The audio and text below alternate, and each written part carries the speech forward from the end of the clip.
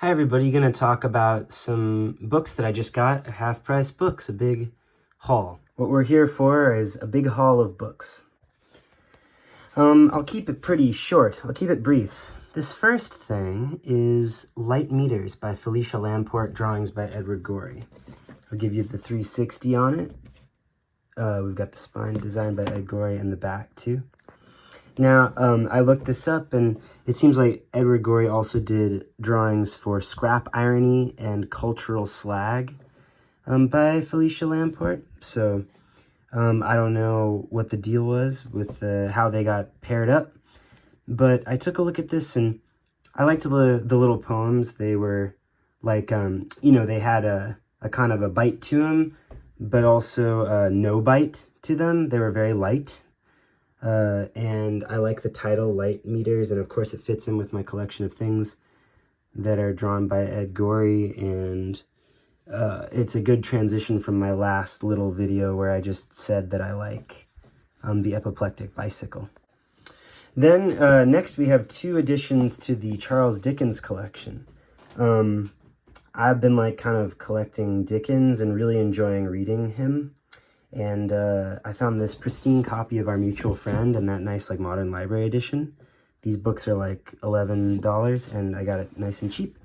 And I've wanted to read this because this is a later novel of his, one that a lot of people hold in really high esteem. And then we've got Christmas Carol, we've got all the Christmas stuff and the nice Barnes & Noble edition.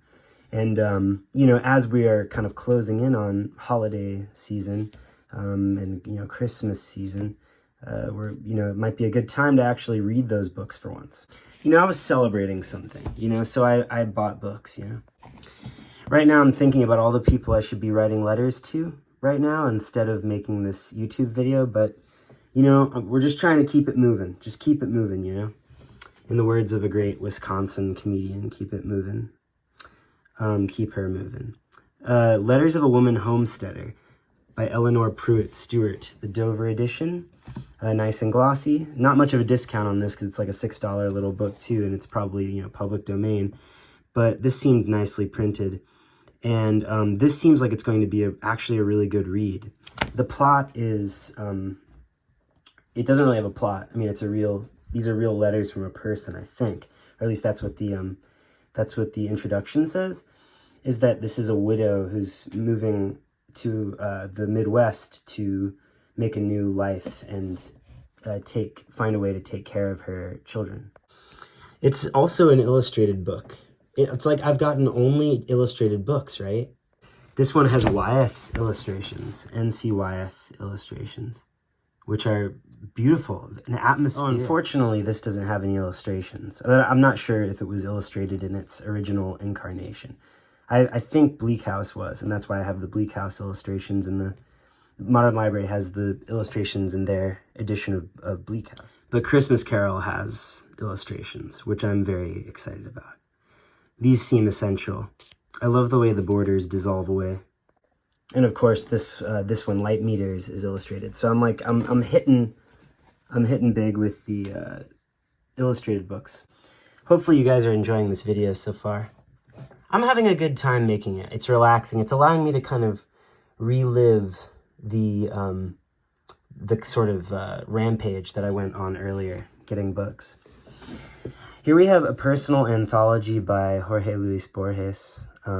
This is the typical look for one of these videos. You got the book in there, and you've got my hand doing something strange, my strange knuckles and stuff, kind of composed irregularly. You've got an evergreen book, It's kind of cool, these old evergreen books, when they looked a little bit simpler. Of course, now it's just on Grove Press, same difference. I think a personal anthology is really exciting for somebody who wants to read like kind of a longer narrative from Borges.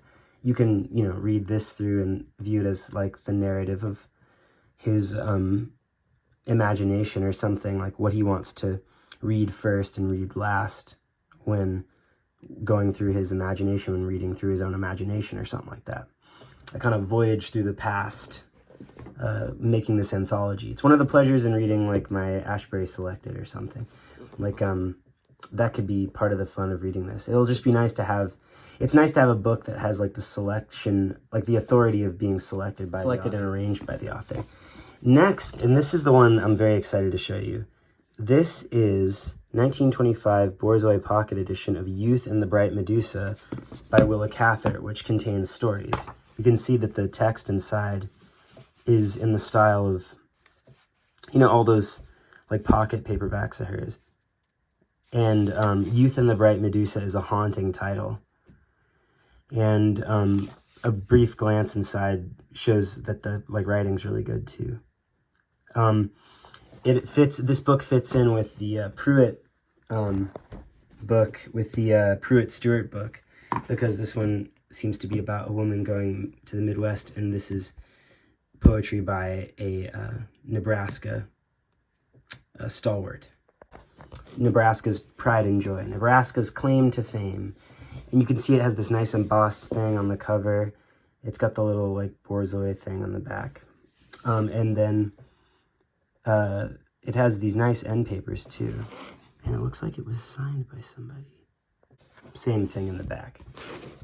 Just a nice, like a really difficult thing to say no to if it's offered to you for like $2.50. And then lastly, this is the part that I'm really excited about. So like, I already have James Thomson in 2 volumes, but that book is from 1850, and I don't really much feel like taking it out anywhere, you know? In the way I typically do. I typically take poets to the library or to a coffee shop. Like I take them somewhere so that I can have a good experience with them somewhere, you know, removed from the library, removed from the home where there's like a guitar and stuff, and there's all kind of distractions, all the usual reasons that I fail to be able to work from home. And I think I could do that sort of thing with this sturdy hardcover Oxford edition of the Poetical works. You can see that you can see from the title page that this seems to be from 1965. And when I was like, oh my God, like every time I see James Thomson, I'm like, you know, that name seems like it's sort of generic. It could be like somebody else maybe. So but I guess for Poetical works, I should know, you know, that it's him. And when I flipped into it and I saw Winter, I was like, yes, that's it.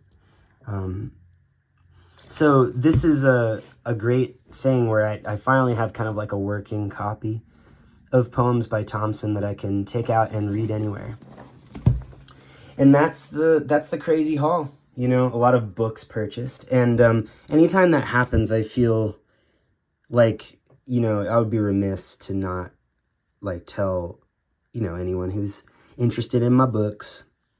So anyway, I hope you enjoyed this video. Happy reading with the books that you're currently reading, any that you have on the horizon.